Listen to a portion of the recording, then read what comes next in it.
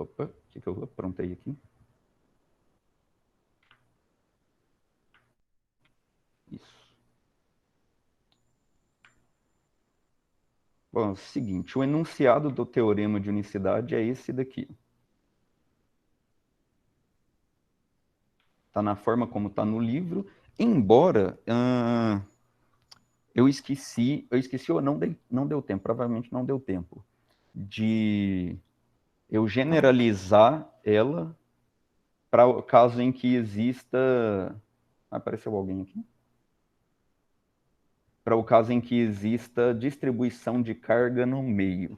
Mas o teorema de unicidade fala o seguinte, que a solução para a equação de Laplace em um volume Ni é exclusivamente determinada se V, que é o potencial, for especificado na superfície de contorno S. Existe uma extensão desse teorema, que é o caso onde, se existir nas regiões de interesse, se existir distribuição de carga. Por exemplo, existe uma concentração de carga aqui, ρ. Se existe ρ no meio, a gente precisa conhecer o potencial nas superfícies, V nas superfícies, e conhecer ρ. Isso é meio que óbvio, né? Mas isso entra e conhecer ρ. A questão é que a ideia seria o seguinte, será que aparecer ρ estragaria o teorema de unicidade e faria com que ele se tornasse inválido? Não, ele continua sendo válido, só que aí, se conhecer ρ, continua sendo possível, conhecendo V em todas as superfícies que a nossa solução toca, é o suficiente para a gente resolver o problema. Então, o teorema de unicidade, ele informa para a gente duas coisas, o Cairo, principalmente você que não viu. Ele informa para a gente quais são as condições de contorno necessárias para a gente resolver a equação de Laplace. A equação de Laplace é uma equação diferencial. Toda equação diferencial, quando a gente vai resolver ela em algum problema físico, a equação diferencial em si, equação de Laplace. O mais geral é a equação de Poisson, que é menos ρ sobre ε0. Então, na verdade, quando eu falei que a generalização do teorema de unicidade para quando em algum meio exista ρ, é se o teorema de unicidade continua valendo como condição para a gente ter as condições de contorno, condição para ele nos informar quais são as condições de contorno que a gente precisa, para a equação de Poisson, aí já não é mais a equação de Laplace, porque agora tem um ρ aqui. Mas no livro, a gente só vai trabalhar com problemas onde ρ é zero e a gente só vai resolver a equação de Laplace. Em nenhum momento a gente vai resolver a equação de Poisson. Mas em todo problema físico, quando a gente tem que resolver o problema... O Sim. Paulo está pedindo para você aceitar ele. Uai, pois é, eu ouvi um barulhinho aqui de um plim, tipo, apareceu alguém, e eu vim aqui e não tinha aparecido isso aqui, ó.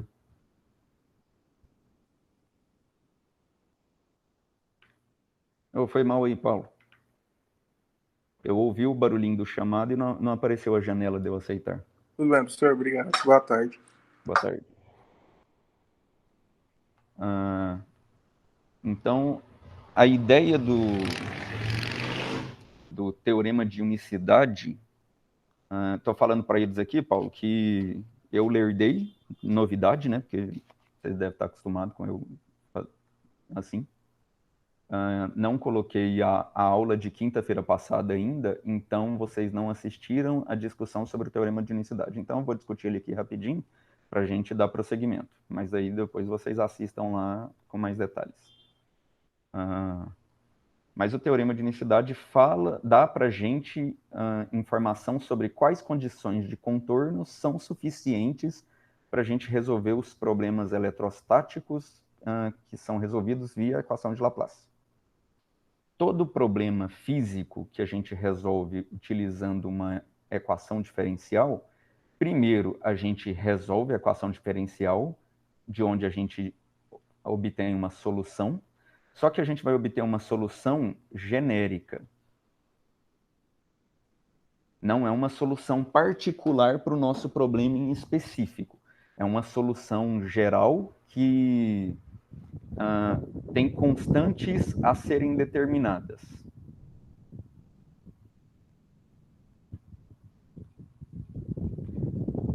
Se vocês lembram bem, quando vocês iam resolver equações diferenciais, essas constantes surgem quando a gente faz combinação lineares de todas as soluções que a gente encontra. Tipo, existe, para essa equação diferencial, existe a solução S1, a solução S2, a solução S3, a solução S4, vamos supor assim. Ah, mas essa aqui não é uma equação de segunda ordem? A equação de segunda ordem só existe duas soluções linearmente independentes. Tá bom, vamos falar só em duas. A questão é que isso aqui, a equação de Laplace, ela não é uma EDO. Ela não é uma equação diferencial ordinária, ela é uma equação diferencial parcial. Essa questão de que uma equação de segunda ordem só possui duas soluções linearmente independentes não é válido para a equação diferencial parcial. O que a gente vê aqui nos problemas eletrostáticos é que, em geral, a equação de Laplace, que é uma EDP, equação diferencial parcial, ela possui infinitas soluções, não só duas. E aí a gente já começa a pensar, porra, como é que eu vou resolver uma equação que tem infinitas soluções? Como que eu encontro infinitas soluções? A gente vai ver. Dá para encontrar nos casos que a gente vai fazer aqui. Mas a ideia é a seguinte, vamos supor que sejam duas soluções. Opa, 2. A solução geral, ela vai ser uma combinação linear das duas soluções linearmente independentes que a gente encontrou. Que é o A mais S1 mais B vezes S2. A e B são as constantes que a gente precisou colocar para fazer a combinação linear, porque a solução geral é uma combinação linear de S1 e S2, só que a gente não sabe como que nessa solução geral, qual peso que S1 e S2 vai ter para a solução geral. Então, o A e o B é meio que dando o peso de cada uma das soluções. Né? Tipo, se o A for 0,1 e o B for 0,9, então o B está falando que o S2 tem 90% do peso e o S1 tem 10% do peso para a solução geral. Era como se fosse algo desse tipo assim. Então, quando a gente faz a combinação linear, surgem constantes a serem determinadas. A gente encontra essas constantes aplicando as condições de contorno. Porque a condição de contorno nada mais é do que você conhecer a solução, assim, o valor da solução em alguma região específica. Tipo, eu vou pegar essa solução aqui, quando eu aplicar ela numa certa região, tipo, quando ela estiver em cima dessa linha, eu sei que a solução S geral, virou S geral, mas lê S geral aí que eu não vou apagar isso não. A solução S geral vai dar exatamente a função S0. Então eu faço essa igualdade aqui, S geral aplicada nos pontos x igual a x0, y igual a y0, coisas do tipo assim, z igual a z0, que faz com que eles fiquem em cima dessa curva, ou talvez não é nem um ponto específico, né? Senão seria só um ponto, mas uns valores específicos de x, y e z que fazem com que a gente esteja somente em cima da curva. O S geral vai ser igual a isso daqui. E aí a gente tem uma equação que permite ajuda a gente a determinar A. A gente precisa de uma outra equação, uma outra condição de contorno para a gente determinar B. A gente precisa, no mínimo, duas condições de contorno, porque temos duas incógnitas, por exemplo. Aí a gente vai ter um sistema de equações. No caso eletrostático, a gente vai ter um monte de constantes, são infinitas constantes, porque, como eu disse, uma EDP pode ter infinitas soluções. Surgem infinitas constantes a serem determinadas. Quais condições de contorno a gente precisa? Infinitas condições de contorno? Aonde a gente vai arrumar infinitas condições de contorno? Teorema de unicidade primeiro teorema de unicidade. Existe o segundo teorema de unicidade e existe outros teoremas também que informam quais condições de contorno a gente precisa para cada tipo de problema. Então, o primeiro teorema de unicidade e o segundo teorema de unicidade são os mais comuns. A gente sequer vai trabalhar com o segundo. A gente só vai precisar do primeiro nessa disciplina. O primeiro teorema de unicidade fala que quando a gente estiver resolvendo problemas eletrostáticos, as soluções de contorno suficientes que a gente precisa conhecer é os contornos que limitam a nossa região de interesse, a gente precisa conhecer o potencial nele. Só isso. E mais uma informação, essa exclusivamente aqui, ó. A solução para a equação de Laplace em um volume Ni é exclusivamente determinada se, acabei apagando C aqui sem querer, se o potencial V for especificado na superfície de contorno S. Então, a gente tem um contorno que limita a nossa região interna, onde a gente quer encontrar o potencial, a gente precisa saber o potencial nesse contorno S. E se a gente conhecer o potencial nesse contorno S, então o teorema de unicidade garante para a gente que essa informação é suficiente para a gente encontrar a solução particular do nosso problema, generalizar, assim, particularizar, na verdade, a partir dessa solução genérica, particularizar a nossa solução para o nosso problema específico, e que essa solução é exclusiva. Essa palavra exclusivamente significa que existe somente uma solução possível. E que essa informação aqui, de que a potencial na superfície, fornece essa única solução possível. Né? Tipo, não vai existir 2, 3, 4 tipos de soluções que são diferentes, mas as 4 são soluções desse nosso problema, e que a gente pode ter uma solução mais ampla fazendo uma combinação linear dessas 4. Não. Se a gente tiver 4 soluções diferentes, aparentemente diferentes, mas as 4 soluções for solução da equação de Laplace e, ao mesmo tempo, satisfazer a condição de contorno, que é ter o valor do potencial em cima das superfícies que limitam o nosso problema, então, na verdade, essas 4 não são diferentes, elas necessariamente têm que ser a mesma solução. Porque se satisfazer essa condição de contorno aqui, que é ter o valor do potencial no contorno, só existe uma solução possível. A gente não precisa se preocupar em ir atrás de uma segunda solução, porque se a gente encontrar uma solução segunda aparentemente diferente, na verdade ela não é, ela só é matematicamente escrita diferente, mas se a gente fizer uma manipulação, a gente vai ver que ela é igual a que a gente achava que era diferente, a primeira, mas só existe uma então possível. Então, o teorema de unicidade informa para a gente isso. Se a gente tem, por exemplo, essa região externa e 2 regiões menores aqui dentro, e a gente quer saber qual que é o potencial nessa região rachurada, que não compreende essa região interna aqui menor, mas que está dentro dessa superfície mais externa. A gente precisa saber o potencial em todas as superfícies que a nossa solução alcança. A gente precisa, eu já vou liberar, pessoal.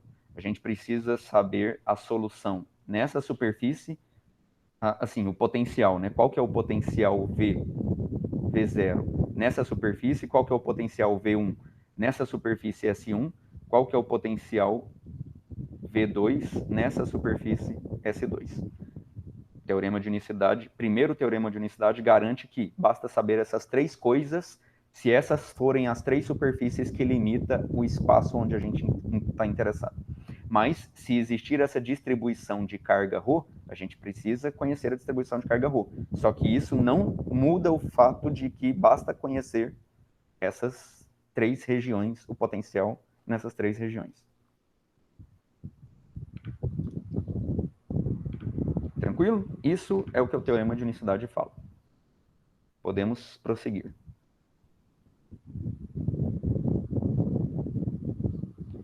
De posse do primeiro teorema de unicidade, podemos ir para o primeiro método da solução da equação de Laplace. A gente tem um problema onde resolver o problema é encontrar a solução da equação de Laplace. É o método das imagens.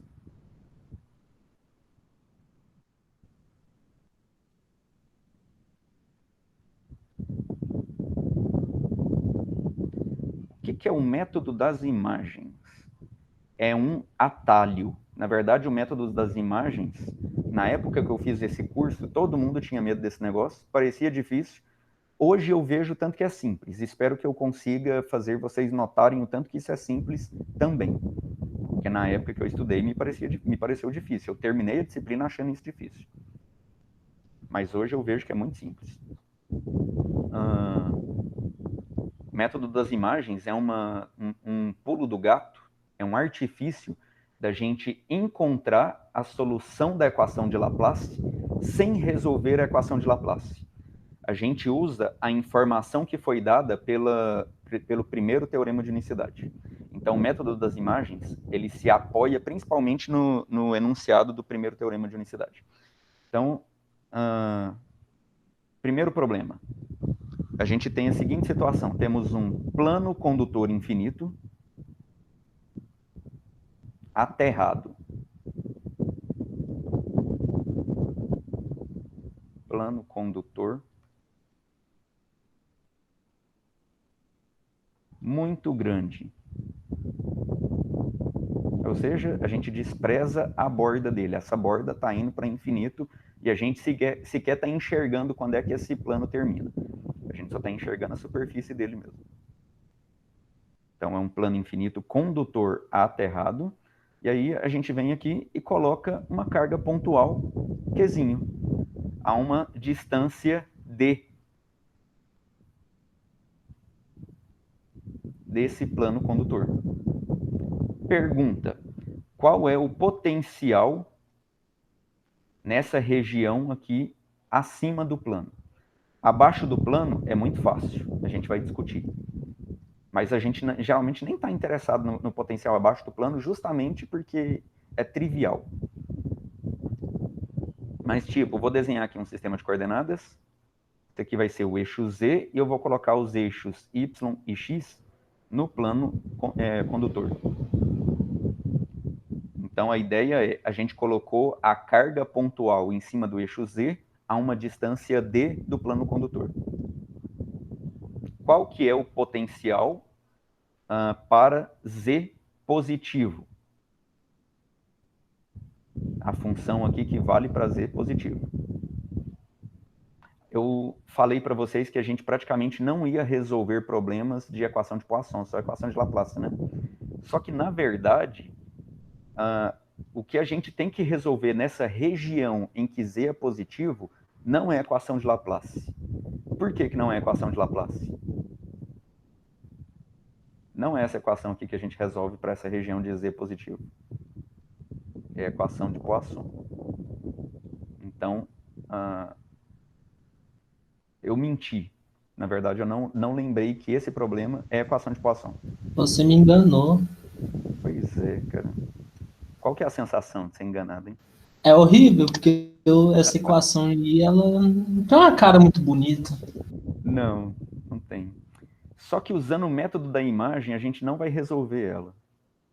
A gente vai usar um artifício de achar a solução sem resolver ela. Então, quando a gente tem que encarar literalmente uma forma de resolver a equação, só vai ser a equação de Laplace.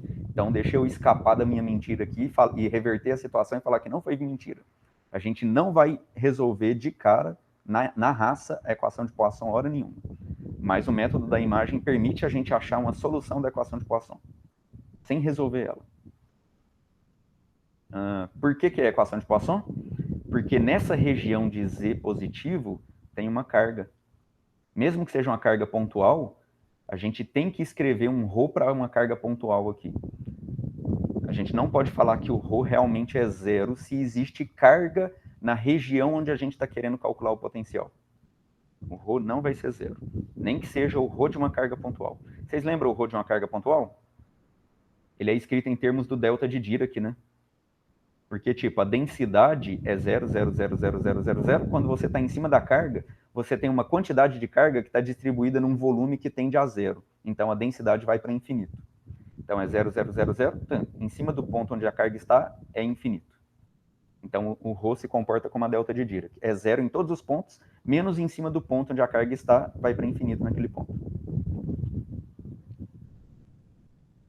Então, o ρ da carga pontual é Q vezes a delta de Dirac tridimensional, que nesse caso é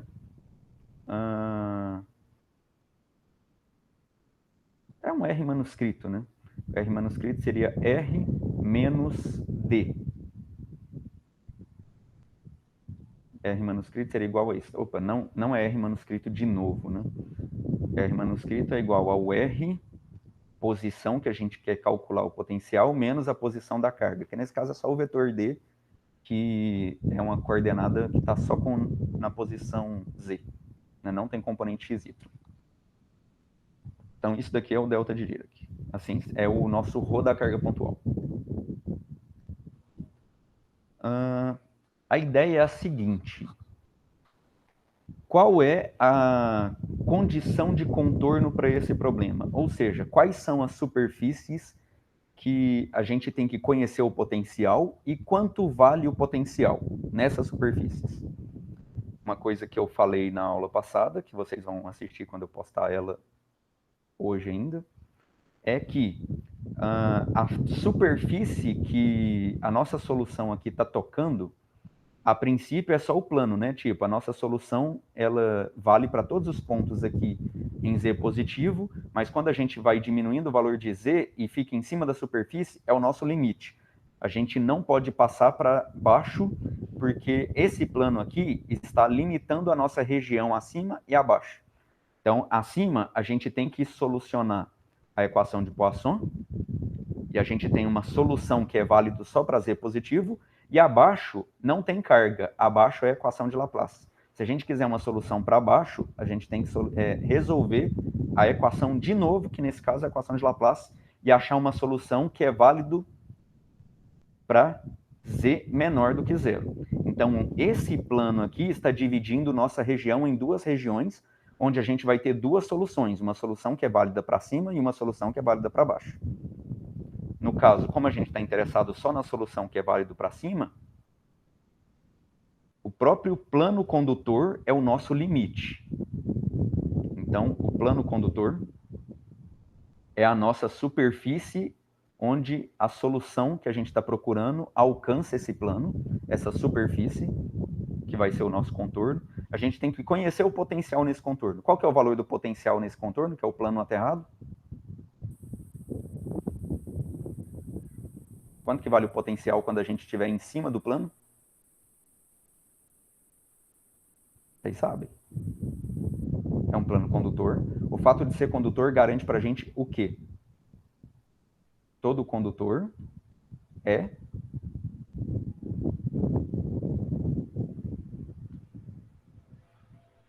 segundo a eletrostática, né? Na eletrodinâmica não é válido, mas na eletrostática todo condutor é um equipotencial.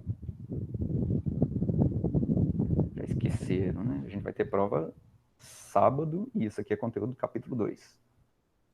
Todo condutor é um equipotencial. Significa que o potencial é constante em qualquer ponto aqui. Coisa que vocês viram em Física 3. Se é constante... Professor, pode... o que rolou aí? É porque a minha internet caiu aqui? Ah, perdão. O que rolou é que eu estava perguntando... primeiro, a gente tem que identificar quais são os contornos desse nosso problema. Eu não sei se a sua internet ainda estava funcionando quando eu fiz essa pergunta. Então, a primeira coisa é qual é o contorno que a gente tem que identificar. Porque, primeiro, o teorema de unicidade fala que as condições de contorno que a gente precisa usar é saber o potencial nos contornos do nosso problema. Quais são os contornos do nosso problema? Aí eu falei que o próprio plano condutor divide o espaço em dois, acima e abaixo.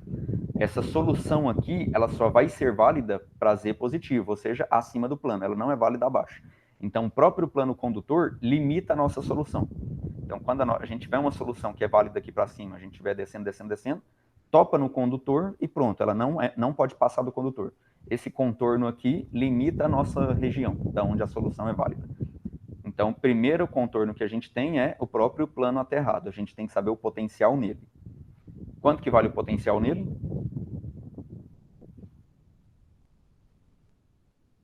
Primeiro, ele é um condutor. Potencial é constante. Segundo, potencial importante para a gente é sempre a diferença. Nunca é importante um potencial absoluto. Portanto, um potencial absoluto que a gente vai chamar de zero, que é o referencial, a gente pode colocar onde a gente quiser. Só que não seria muito útil a gente colocar o potencial aqui igual a zero se esse condutor não estivesse aterrado. Então, a gente usa como padrão o fato de que qualquer aterramento é zero. A gente padroniza isso e chama de zero qualquer aterramento. Por que chama de zero qualquer aterramento? Porque a Terra é um fornecedor inesgotável de elétrons. Se você aterra um condutor no planeta, quando você aproxima uma carga, essa carga vai atrair elétrons, se essa carga for positiva, né? Se essa carga pontual aqui em cima for positiva.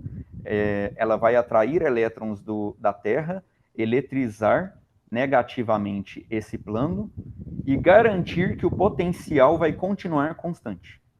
Porque quando você aproxima uma carga pontual de um plano condutor aterrado, o potencial vai continuar constante, só que ele vai mudar. Antes de ter a carga pontual, o potencial tinha um valor. Quando você aproxima a carga pontual, o potencial muda de valor. Então, se você chamar o potencial do plano de zero antes, quando você aproxima a carga pontual, ele deixa de ser zero. Ele pode continuar constante, mas as cargas livres no próprio condutor se redistribuem de tal forma que o potencial deixa de ser zero. Agora, se você aterra o plano condutor, quando você aproxima uma carga pontual, você está eletrizando por indução o plano, atraindo, por exemplo, elétrons da Terra, e aí o plano passa a estar eletrizado, só que o potencial sempre vai continuar zero, por mais que você aproxime outras cargas desse plano. O aterramento garante isso. E você pode aproximar desse plano tanto de carga que você quiser, que a Terra fornece inesgotavelmente elétrons para esse plano e vai garantir que o potencial dele sempre mantenha-se zero. Então, a Terra, por ser muito grande, é uma fonte inesgotável de elétrons. O potencial dela nunca muda. A gente nunca tem carga suficiente para aproximar da Terra e mudar o potencial dela. Então, ela é um bom referencial de potencial igual a zero.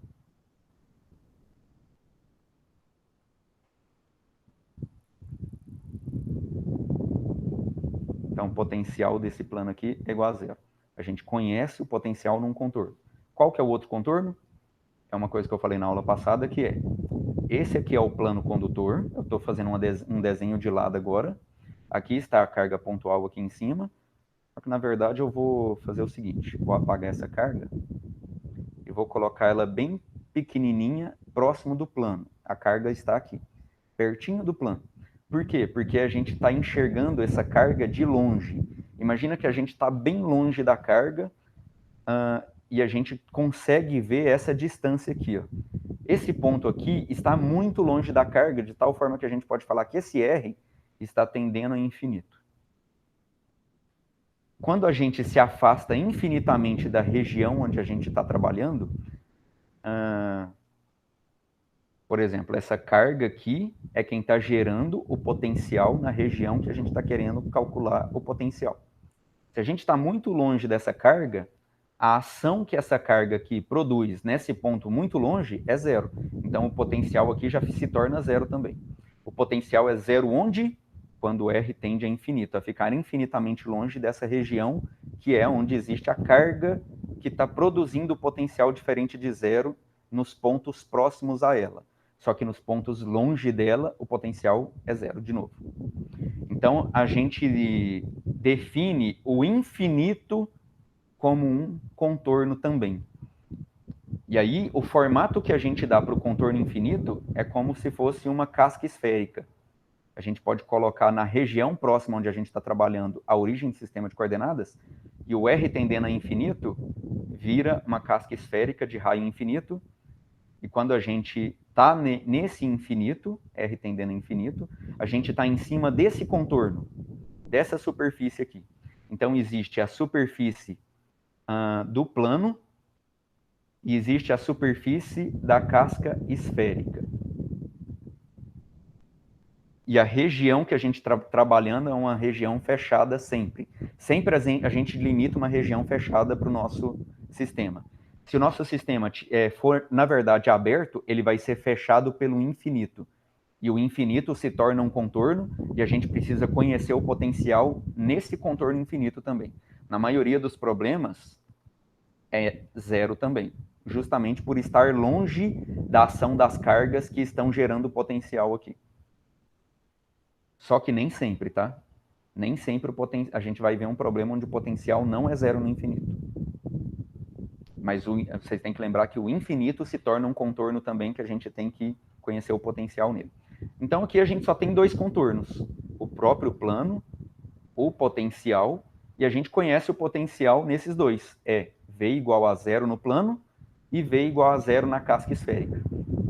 Então estamos fechados por uma superfície onde V é igual a zero em toda ela. É tipo aquelas bandejas de restaurante chique, né? Uma bandeja plana com um tampo, uma abóbada esférica aqui. Só falta ter aquele pegador que a gente vem e tira essa tampa aqui, tem aquele prato todo sofisticado. Então, esse é o formato do contorno, e aqui está a carguinha, e a gente está querendo calcular o potencial dentro dessa região.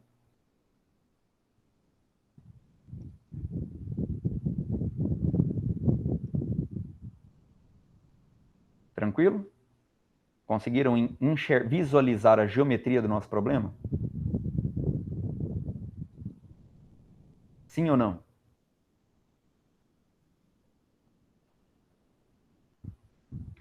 Luan e Cairo, a internet de vocês, a energia de vocês já caiu? Ainda não, né?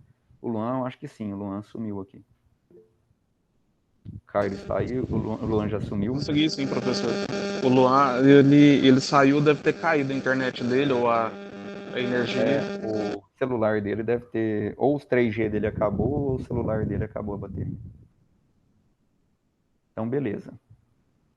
Esses são os contornos que a gente precisa conhecer. Vamos definir essas condições de contorno de forma mais rigorosa. De forma mais rigorosa. Esse aqui é a visualização que a gente tem do nosso problema. Enxergando de longe, a gente tem uma visão mais ampla da geometria, o plano. Aqui está o contorno infinito. Aqui está a carguinha, que está a uma distância D do nosso plano infinito, condutor. Potencial é zero no infinito e zero no plano. Ou seja, as condições de contorno que a gente tem é V tem que ser zero. Esse V aqui é a nossa solução. A nossa solução tem que dar zero quando Z é igual a zero. Não importa os valores que x e y vai assumir. Para qualquer valor de x e y, se z é igual a zero, a gente está em cima do plano condutor. Qualquer ponto em cima do plano condutor, potencial tem que ser zero.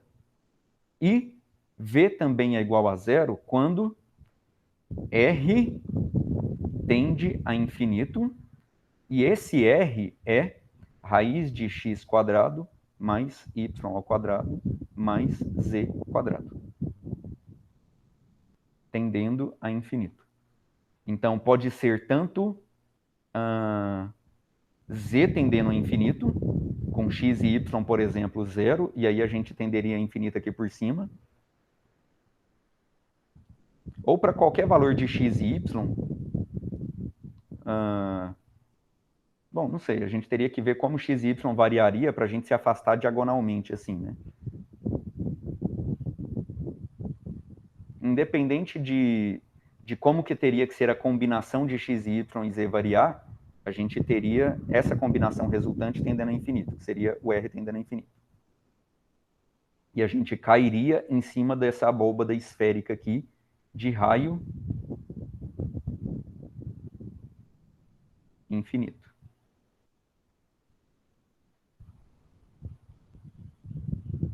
Beleza. Essa é a nossa condição de contorno e a gente visualiza ela geometricamente. O que é que a gente vai fazer? Vamos usar o teorema de unicidade a nosso favor. Vamos pegar outra situação. A gente vai pegar outro problema que não é esse. Esse aqui que é o problema do plano aterrado. Aqui está o aterramento.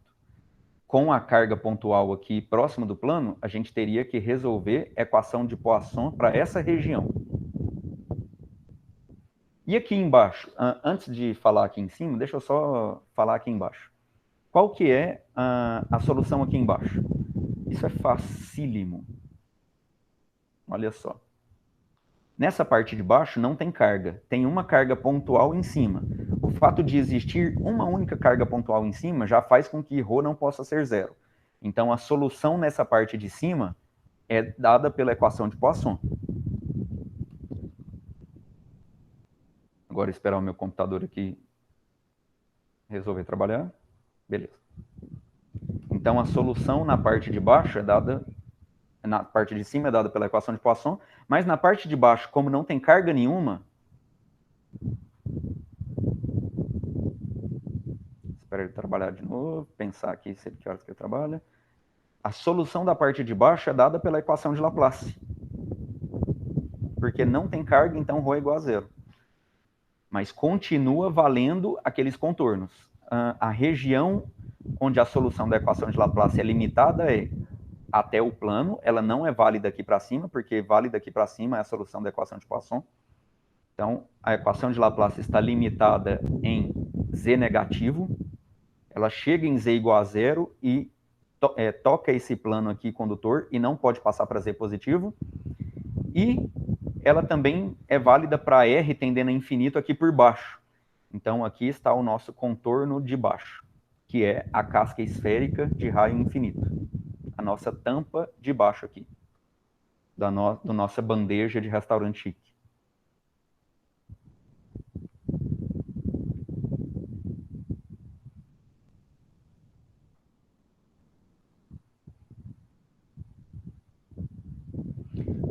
O contorno continua sendo V igual a zero no plano e V igual a zero no infinito.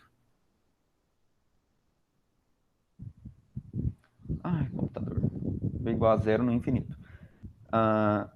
Se a nossa solução para a equação de Laplace, ou melhor, se a nossa solução, a nosso potencial nessa região de baixo é solução da equação de Laplace e tem que satisfazer o contorno V igual a zero no plano e V igual a zero na casca esférica no infinito, quanto é essa solução aqui? Será que vocês vão lembrar disso? O contorno todo é zero. Quanto que vale a solução da equação de Laplace? É zero, porque as duas propriedades que a gente discutia da equação de Laplace. Primeiro, se a gente pega um ponto aqui do espaço, a gente pega uma casca esférica com pontos equidistantes a esse ponto central, pega o potencial em cima de todos os pontos dessa casca esférica e calcula a média do valor do potencial em todos os pontos da casca esférica. Isso dá o valor do potencial no ponto central. Consequentemente, não existe máximos e mínimos fora do contorno. Então, o contorno é plano e casca esférica. Não existe máximo e mínimo na região interna, fora do contorno. Se o contorno, que é isso daqui, o valor é constante, V é igual a zero em tudo quanto é ponto do plano e em tudo quanto é ponto da tampa esférica, se em algum ponto interno o potencial for maior do que zero ou menor do que zero, o valor menor do que zero vai ser um mínimo, um valor maior do que zero vai ser máximo. Porque olhando assim de lado, ó, inclinando esse desenho aqui, se o potencial é zero fora a fora no contorno, ele vai ser um máximo se ele for maior do que zero, ou vai ser um mínimo se ele for menor do que zero. Ele tem que continuar sendo constante fora a fora, para não existir máximos e mínimos em nenhum ponto fora do contorno. Então, ele tem que continuar sendo zero. Por quê? Porque ele é a solução da equação de Laplace, e a equação de Laplace satisfaz essa condição de não existir máximos e mínimos fora do contorno. Portanto, se todo o contorno é constante, o valor da solução da equação de Laplace tem o mesmo valor constante em qualquer ponto interno. Então, continua sendo V igual a zero, qualquer ponto aí de baixo. Isso não é válido aqui para cima, porque aqui é equação de Poisson. E a equação de Poisson não tem essa restrição de não poder existir máximos e mínimos fora do contorno. Pode existir máximo e mínimo fora do contorno. Vamos trocar de problema.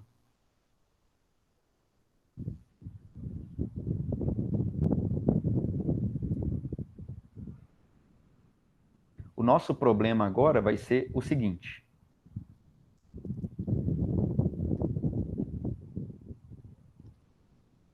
Temos uma carga pontual, que vale Q, igual essa daqui que está acima do plano condutor, também vale Q. Eu tinha deixado isso claro no desenho aqui de cima.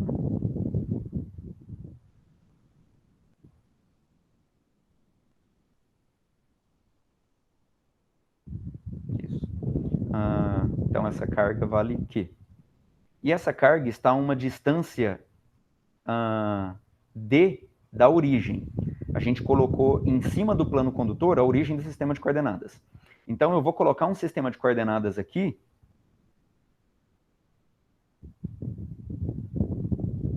Z, Y e X saindo do plano da tela.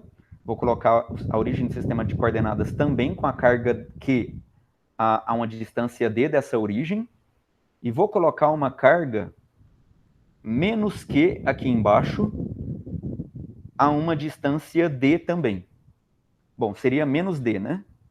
É uma distância D em módulo, mas o Z é menos D.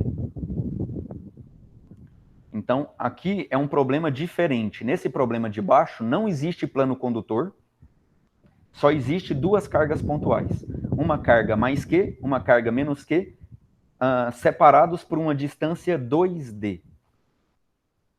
Te pergunto, aonde são as regiões desse problema aqui que o potencial dá zero? Onde que o potencial dá zero aqui? Qual que é o potencial de uma carga pontual? Falem aí para mim. A expressão do potencial de uma única carga pontual.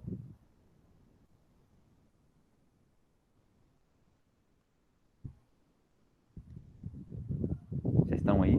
Alô?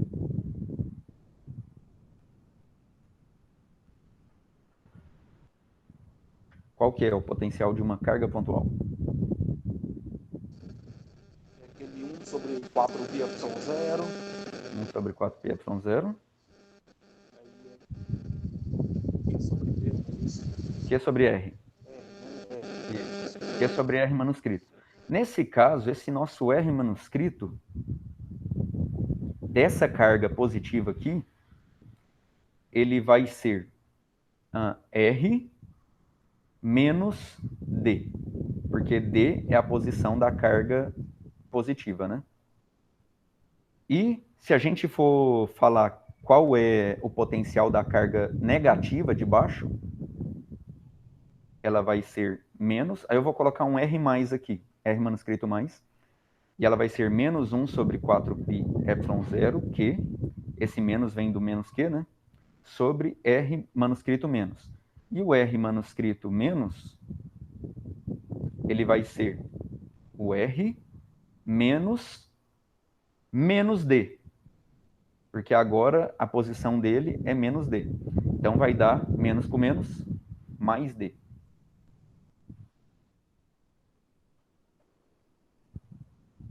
Mais D.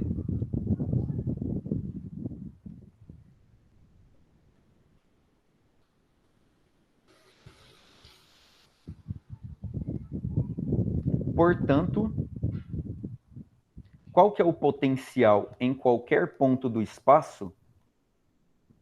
Por exemplo, deixa Deixa eu apagar esse céu estrelado que virou isso aqui. Por exemplo,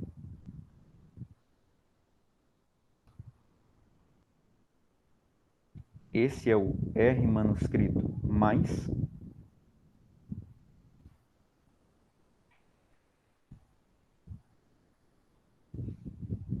Gente, esse computador tá uma piada.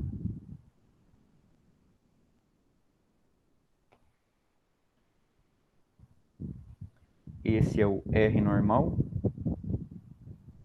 E esse é o R manuscrito menos. Ficou feio o desenho, mas eu acho que dá para vocês usarem a imaginação e entender, né? Esse é o R manuscrito menos.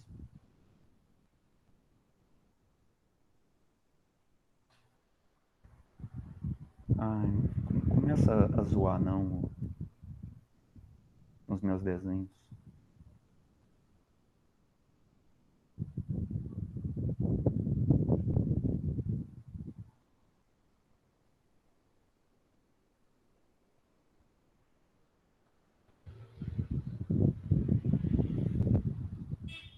R manuscrito mais, R manuscrito menos, e aqui no meio é só o R. Então queremos o potencial nesse ponto P. Então o potencial no ponto P vai ser dado por V mais V menos. É a soma do potencial das duas cargas. Então é 1 sobre 4π ε0, que, colocar Q sobre 4π ε0 em evidência, 1 sobre R mais menos 1 sobre R menos. Então dá isso daqui, a equação que satisfaz a solução para qualquer ponto do espaço. Quais são as regiões onde o potencial dá zero? Olhem para a equação e falam, quais são as regiões onde o potencial dá zero?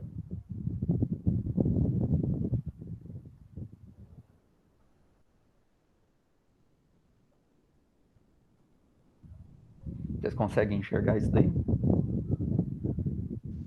Quando R mais é igual a R menos, né? Quando R mais é igual a R menos. Ou seja, qualquer ponto em cima do plano formado pelos eixos x, y. Quando o z, então, for zero. Porque se o z for zero, a gente tem o seguinte, ó. Eu coloquei o vetor R aqui, mas eu quero o módulo. Vamos fazer o módulo de R mais e o módulo de R menos. Isso vai ser mais fácil.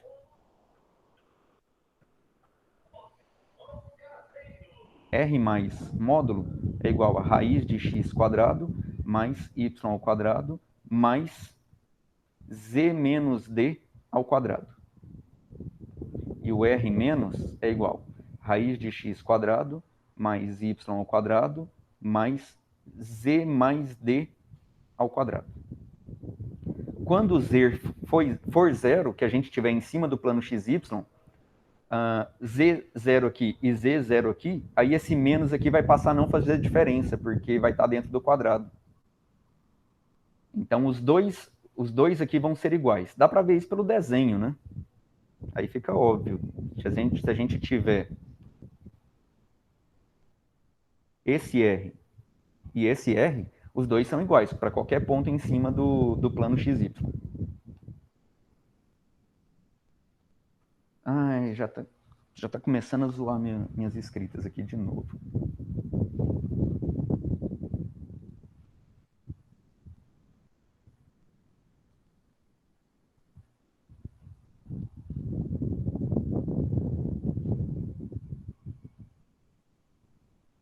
X quadrado, beleza. Então, de cara, a gente percebe que qualquer ponto em cima do plano XY, o potencial dá zero. O que acontece também se a gente fizer o R mais tender a infinito e o R menos tender a infinito?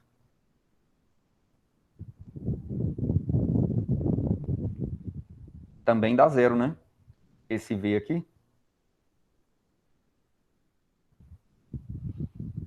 E aí a gente vai ter, então, essa casca de cima aqui, que, embora esteja aparecendo uma casca de raio pequeno comparado com as dimensões das cargas que a gente desenhou aqui, ou seja, comparado com as dimensões da distância D, imaginem que isso é um raio tendendo ao infinito. Quer dizer que esse ponto P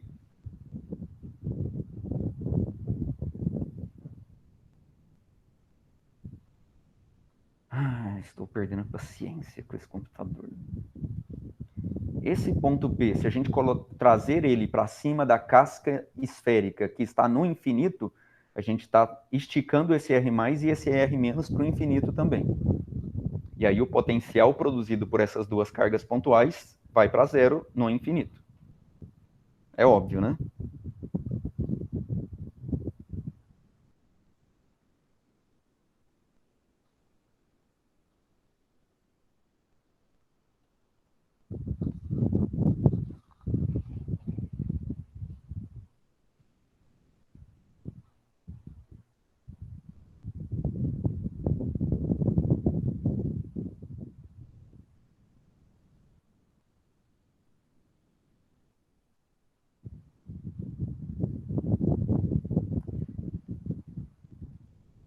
Então, o potencial é V igual a zero nessa casca esférica também.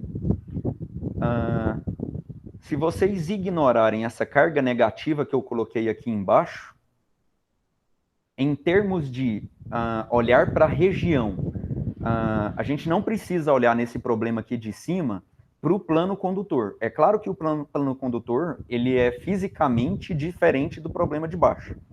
Ele faz com que o problema de cima seja fisicamente diferente do problema de baixo. Mas, matematicamente falando, o plano condutor não afeta a equação que a gente tem que resolver para a região Z maior do que zero. Ele não entra na equação aqui. Ele só entra como condição de contorno. O plano condutor só está aqui para garantir que nessa região em cima do plano condutor o potencial é igual a zero.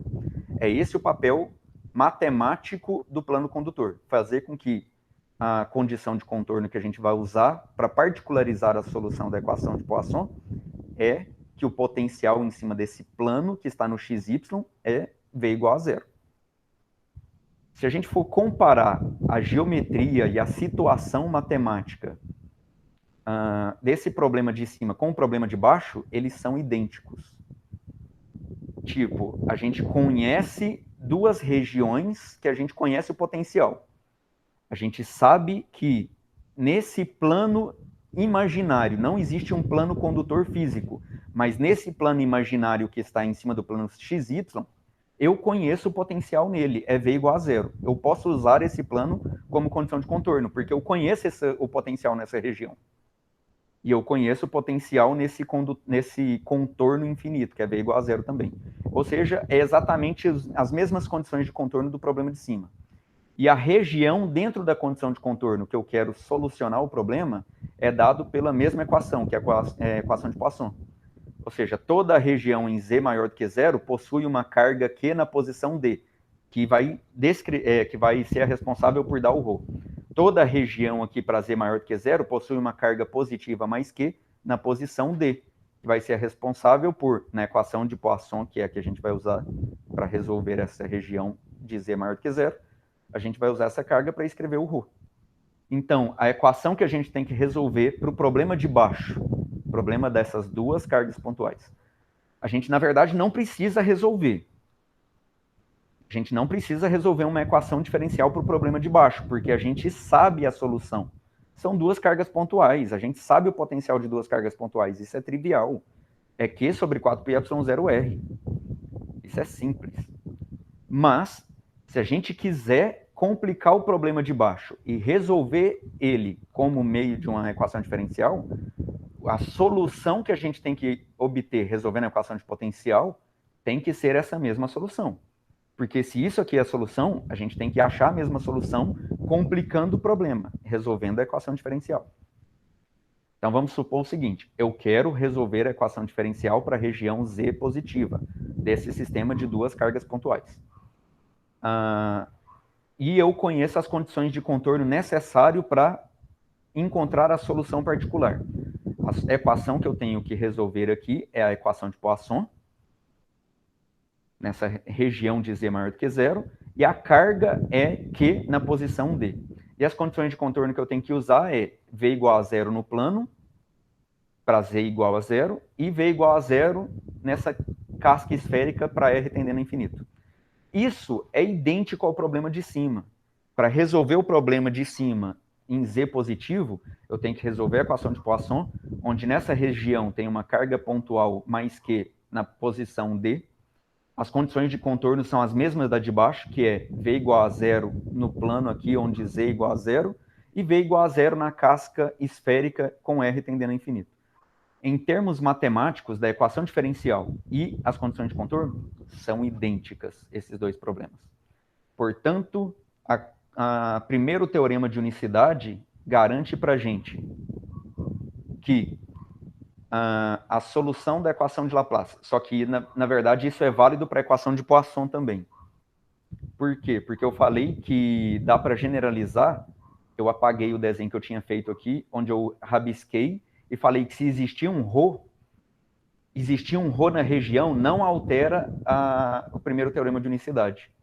A gente continua satisfazendo o teorema de unicidade, só precisa também ter que conhecer o ρ. Então eu precisaria alterar isso daqui, ó, não é mais a equação de Laplace. A solução, a forma do primeiro teorema de unicidade de forma mais ampla, então, para quando existir ρ.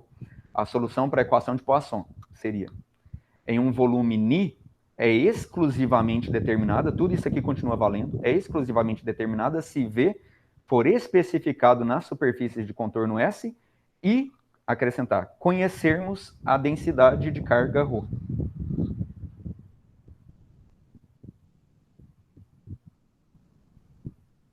Então, o primeiro teorema de unicidade garante que, se a gente conhecer a condição de contorno e conhecer a densidade de carga ρ, que nesse caso é a carga Q,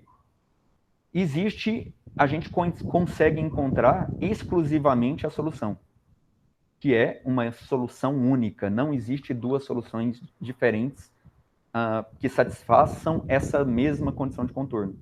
Portanto, como a condição de contorno do problema de baixo é idêntico, o teorema de unicidade garante que a solução do problema de baixo é a mesma solução do problema de cima. O que a gente faz? Usa o teorema de unicidade para falar que eu não preciso resolver o problema de cima, que é um problema complicado.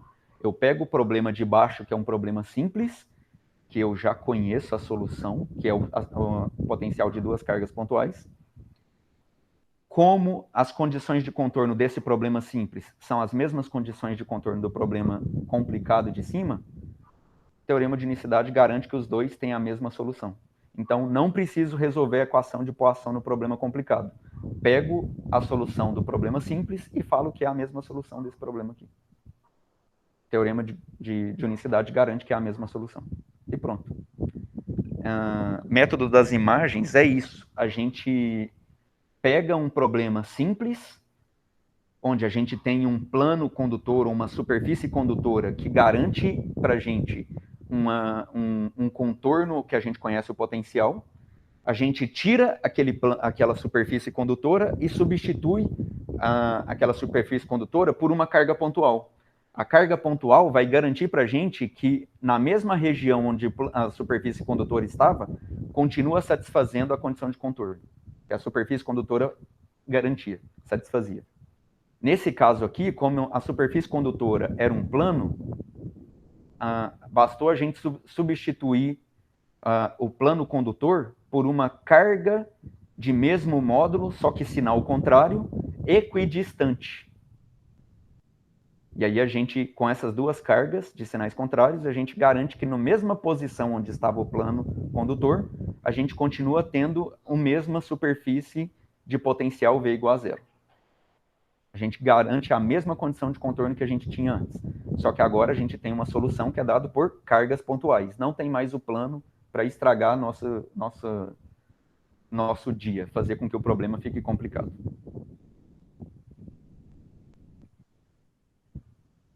Então, se a gente tem um plano infinito, esse plano tem que ser infinito, condutor, aterrado. Ele também tem que ser aterrado.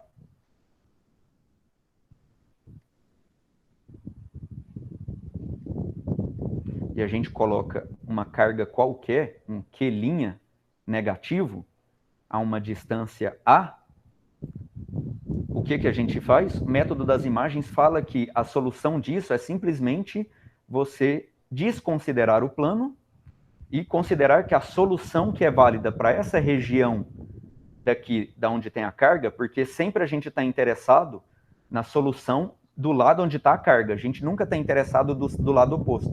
Porque o lado oposto, como não tem carga, o potencial é zero, sempre.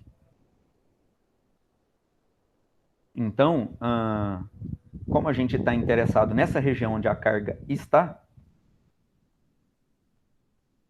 a solução da região onde a carga está pode ser dado por um problema onde a gente substitui o plano condutor por uma carga oposta, equidistante, uma distância A em módulo, só que do lado onde a gente não está interessado na solução, a gente não pode acrescentar uma carga desse lado daqui, ó, porque senão a gente altera a região que a gente está querendo procurar a solução, e aí não fica com o problema físico idêntico. A gente está alterando as condições do problema físico. O problema físico de cargas pontuais vai se tornar diferente do problema físico de carga com plano, porque a gente está alterando as cargas na região que a gente quer encontrar a solução. Então a gente pega essa carga aqui, espelha ela com o sinal contrário, isso aqui era menos Q', aqui virou mais Q' e fica equidistante. É idêntico a você fazer uma projeção num espelho, uma projeção especular. Como isso é válido para uma carga pontual, se a gente tiver duas cargas pontuais?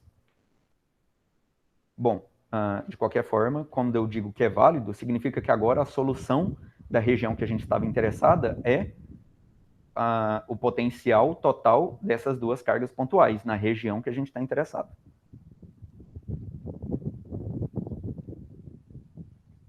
E se a gente tiver mais de uma carga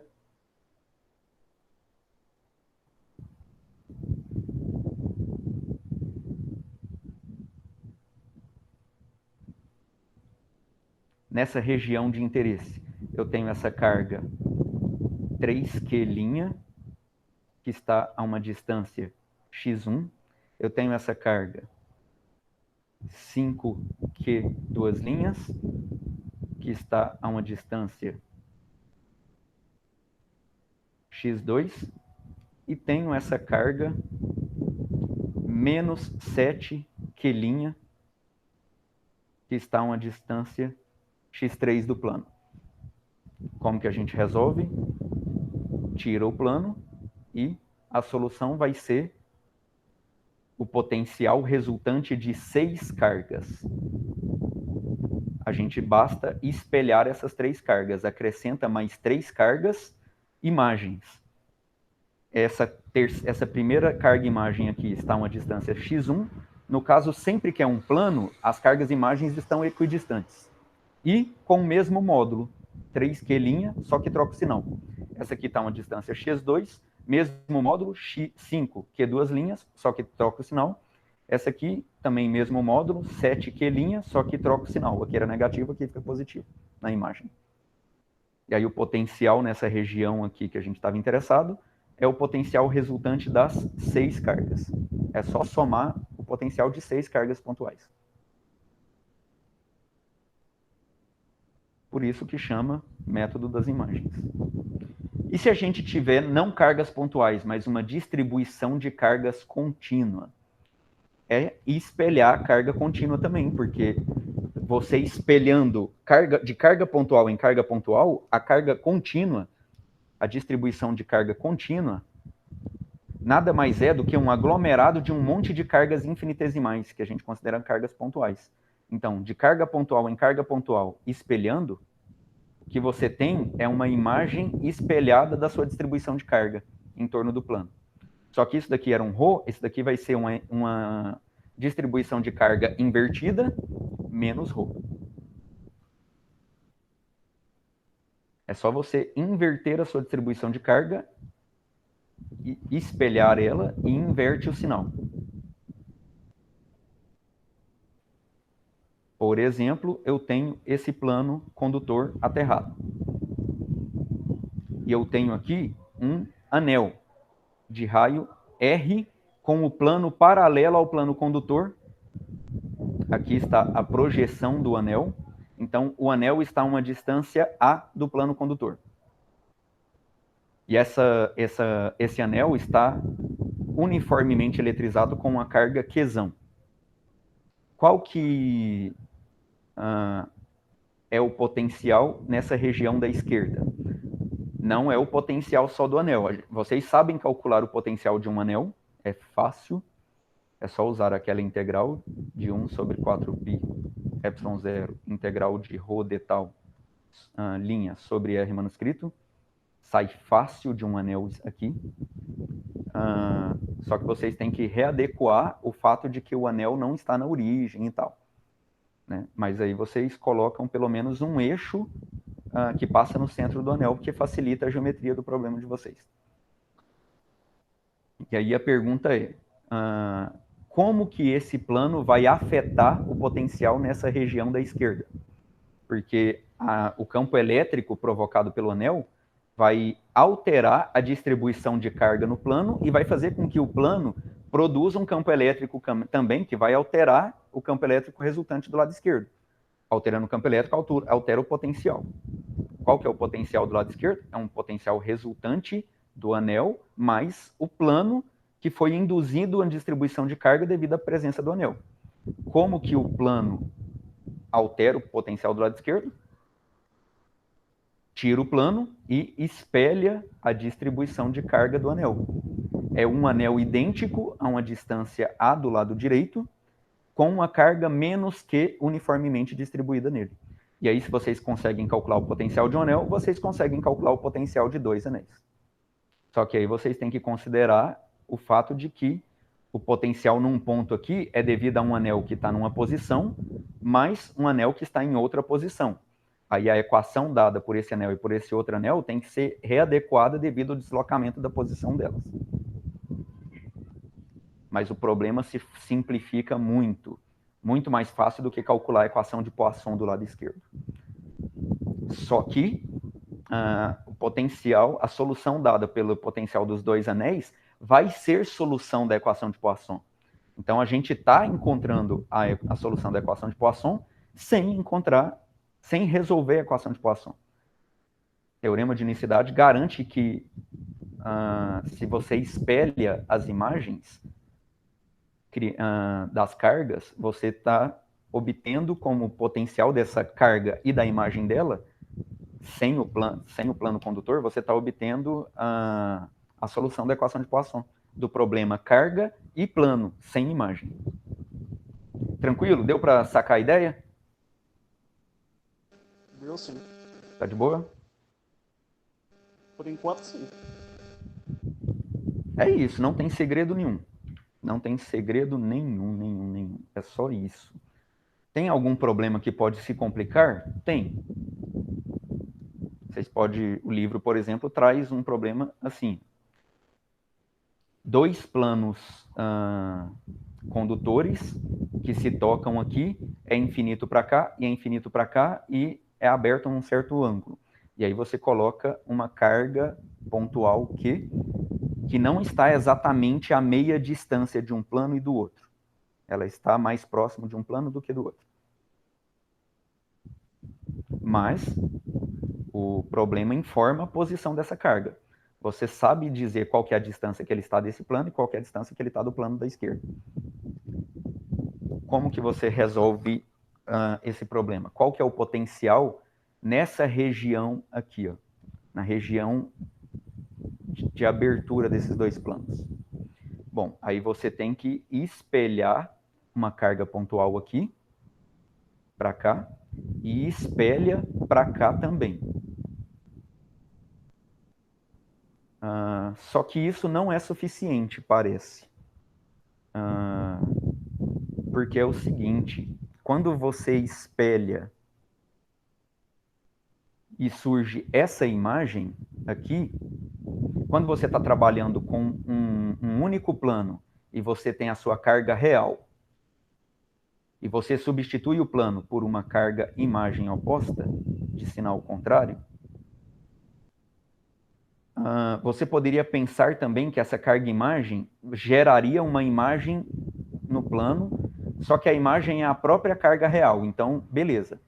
Agora, nesse caso aqui, como tem dois planos, tem esse plano e tem esse plano, e a carga não está centralizada nessa região, ela primeiro gera uma imagem em relação ao plano da direita e depois gera uma imagem em relação ao plano da esquerda.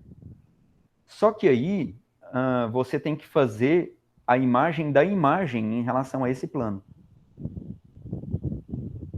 Daria uma coisa aqui. E a imagem dessa imagem em relação a esse plano. Daria uma coisa aqui. Depois, a imagem da imagem da imagem nesse plano. Não, peraí. Na verdade, você faz isso, mas tem um jeito mais simplificado. Tem um jeito, porque isso não acabaria nunca. Tem um jeito mais simplificado de você fechar isso.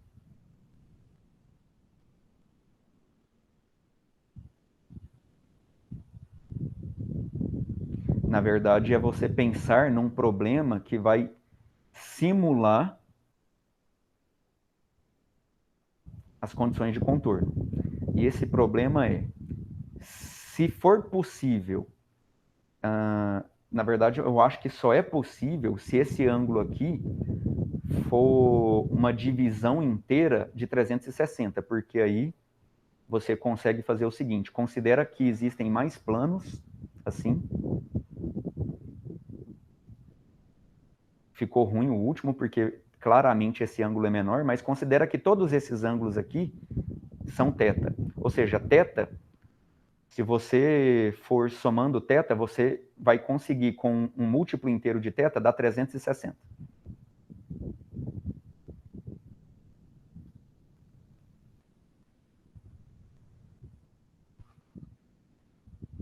E aí, nesse caso, você pode fazer as seguintes reflexões especulares. Você faz a reflexão dessa carga aqui, essa carga imagem nesse plano e nesse plano. E aí é como que se essa região aqui agora fosse uma reflexão dessa daqui. Porque se essa carga real estava mais próxima do plano da direita do que da esquerda, agora a imagem dela aqui está mais próxima do plano da esquerda do que da direita. Assim como essa daqui, a imagem está mais próxima do plano da esquerda do que da direita. E aí,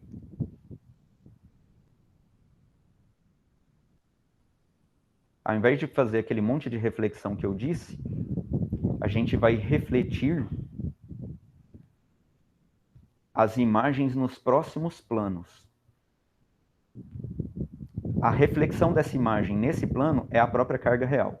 A gente vai refletir a imagem nesse plano, dá essa imagem, depois reflete a imagem dessa imagem nesse plano, a imagem dessa imagem nesse plano, a imagem dessa imagem nesse plano, a imagem dessa imagem nesse plano, a imagem dessa imagem nesse plano.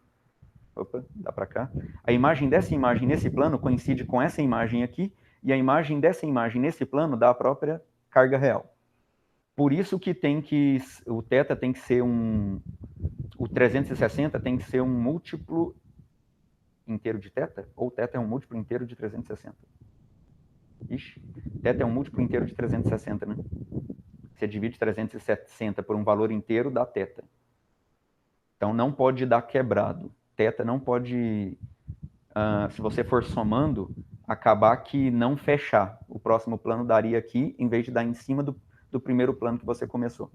Teria que fechar direitinho, porque se não fechar, a última carga não vai dar a imagem coincidindo com a imagem primeira dessa carga real. E aí você, na hora que fizer a imagem com a região que você está interessado, vai acabar caindo uma imagem dentro da região de interesse. Não pode colocar a imagem dentro da região de interesse. Tem que ter só a imagem real, a carga real aqui, na região de interesse. E aí pronto, se você fechar essas regiões assim, você consegue, com essas imagens, formando essas reflexões que vai formar essa figura mais ou menos regular, você, com essas cargas, imagens todas, você consegue fazer qual que é o potencial nessa região dessa fatia de pizza. Aí é um problema um pouquinho mais complicado. Mas ainda assim, muito mais fácil do que calcular o potencial, a equação de Poisson nessa região. Muito mais fácil.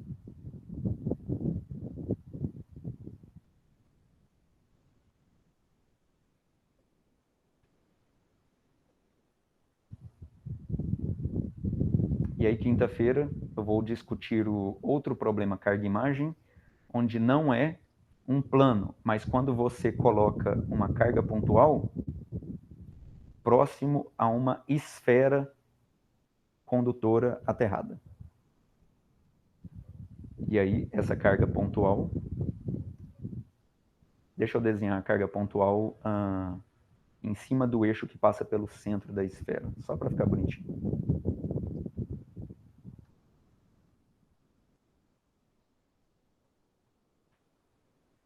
E aí essa carga pontual está a uma distância A do centro da esfera.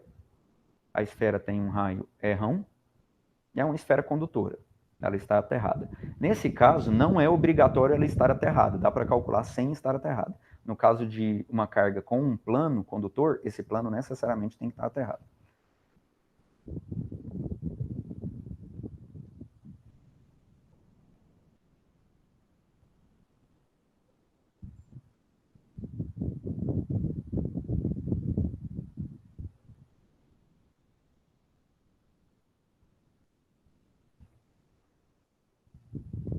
Beleza.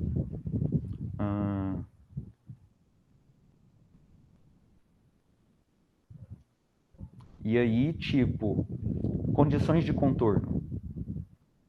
V igual a zero em cima da casca esférica e V igual a zero no infinito.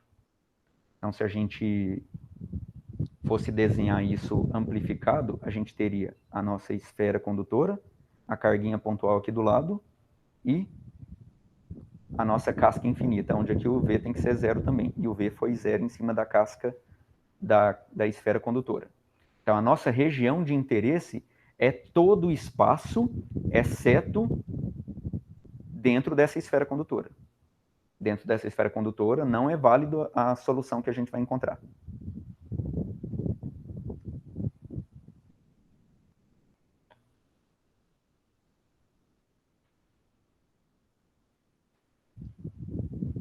E aí a pergunta é possível a gente tirar a esfera condutora daqui e substituir essa esfera condutora por uma carga pontual em alguma região desse eixo? Com certeza não é no centro. Não é, essa carga pontual não estaria no centro da esfera, porque no centro da esfera geraria superfícies equipotenciais com raios constantes. Então, em torno da carga pontual aqui, a superfície equipotencial ficaria em cima de uma casca esférica, só que como tem uma outra carga pontual aqui do lado de fora, ele iria deformar essa superfície equipotencial. A superfície equipotencial em torno de uma carga pontual só é uma esfera concêntrica com essa carga pontual se não existisse essa carga de fora. Então, como existe essa carga aqui de fora, provavelmente, se a gente quer conseguir reproduzir uma superfície equipotencial que seja uma casca esférica que case exatamente com a superfície da esfera condutora, mas a gente quer substituir a esfera condutora por uma carga pontual, provavelmente essa carga pontual tem que estar num ponto qualquer que não seja no centro. Mas a pergunta tem como a gente substituir essa esfera por uma carga pontual em algum lugar aqui? Onde? Ixi, é loucura. Onde a gente teria o problema assim, ó. Carga pontual de fora, que é a nossa carga real, e aqui é o contorno onde estava a esfera condutora, e aqui é o centro, estava a uma distância A, e aqui a gente achar alguma posição B, que se a gente colocar essa carga pontual, e essa carga pontual vai ter um valor Q', não sei se ela vai ter o mesmo valor Q, talvez um valor Q' diferente, mas eu posso substituir toda a esfera por uma carga pontual. E essa carga pontual, junto com Q' dentro da esfera, junto com essa carga real Q, fazer com que nessa região ainda de raio R1, nessa região esférica de raio R1, o potencial ainda de V igual a zero. Ou seja, tem a mesma condição de contorno de antes. Coincida que em cima da onde era a superfície da esfera condutora, que dava V igual a zero, continua tendo V igual a zero, para ter a mesma condição de contorno de antes, e o teorema de unicidade garantir que a solução dessa carga pontual com essa carga pontual é a solução do problema esfera, carga pontual. Tem como, e eu vou mostrar isso na próxima aula, que duas cargas pontuais têm superfícies equipotenciais esféricas assim, ó, que não está concêntrica com essa carga pontual aqui. E aí é só achar que valor de carga pontual tem que ser essa, para que essa superfície equipotencial V igual a zero tenha exatamente o raio e a posição da esfera que tinha antes. E aí essa é a única complicação desse problema, fazer os cálculos para encontrar que valor de carga que linha é essa e que posição B, que distância B que essa carga pontual tem que estar do centro da esfera, para que ela possa substituir a esfera e fazer com que a mesma superfície tenha V igual a zero. E aí a gente ainda tem, de novo, sem resolver a equação de Poisson, a solução sendo dada por duas cargas pontuais, que é simples. É só somar duas vezes Q sobre 4πε0R.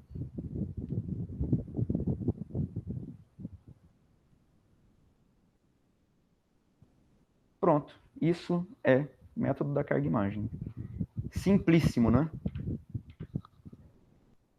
Dúvidas? Não, professor, até agora não. Então tá bom. Tranquilo. Quinta-feira a gente se vê. Tá bom. Boa tarde. Até Boa quinta. tarde. Até mais. Até quinta.